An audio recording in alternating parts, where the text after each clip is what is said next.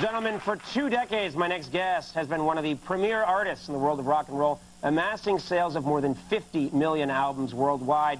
Here with a song from his latest album, Echo, is Tom Petty and the Heartbreakers.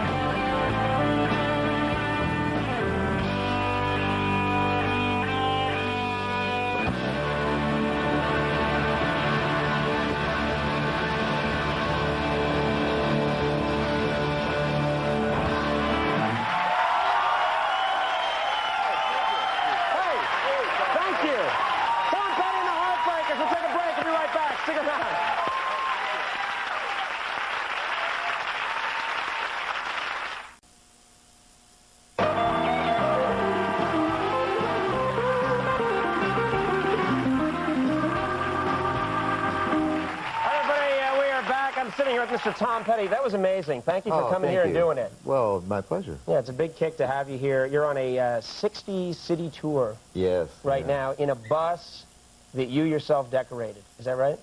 Well, we add to it as we go. We put the colored twirling lights and beaded doors and things like that. Vending machines. You've turned it into an opium den, is what you're saying. Yes.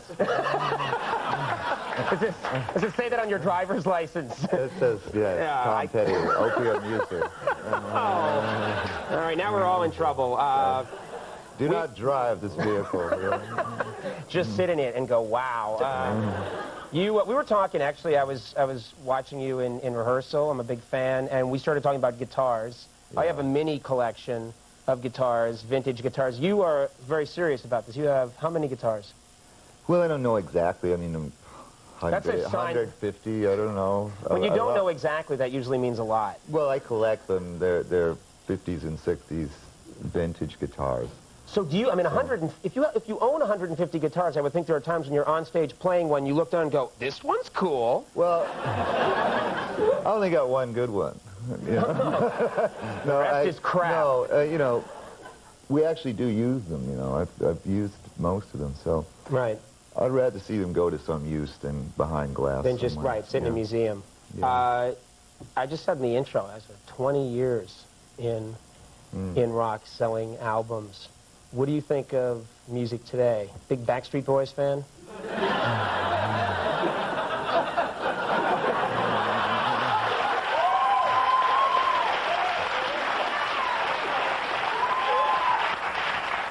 If you need more time, I like it more when the groups actually play something. You know, it's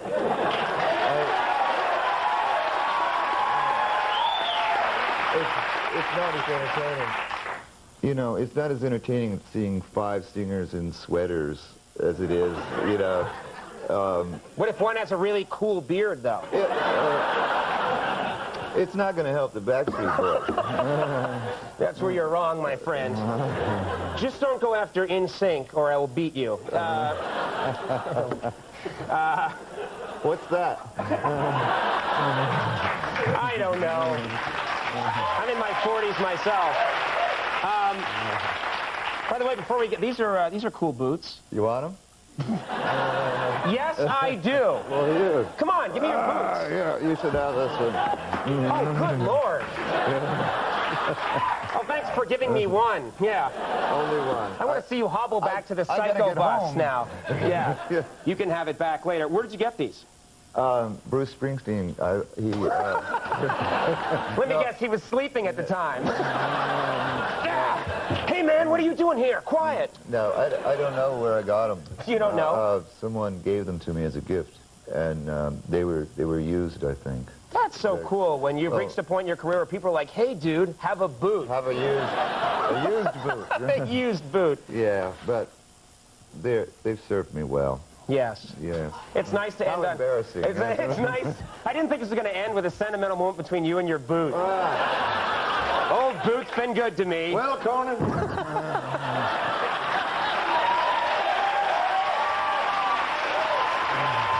Just make yourself comfortable. This was a... just going to show some skin now. All right. This was a huge thrill for all of us that you guys could come by. And the album is out right now. It's called Echo. So our thanks to all our guests, but starting with Tom Petty and Heartbreakers. Thank you very much. We also want to thank Trey Parker and Matt Stone for being here. And for inducing me to commit suicide in the most cowardly way. Our thanks to Dan Rather for being here to set the tone this evening. You have your Andy Richter. You have your Jimmy Vivino and the Max Weinberg 7. Stay tuned for later. We'll see you tomorrow. Bye-bye.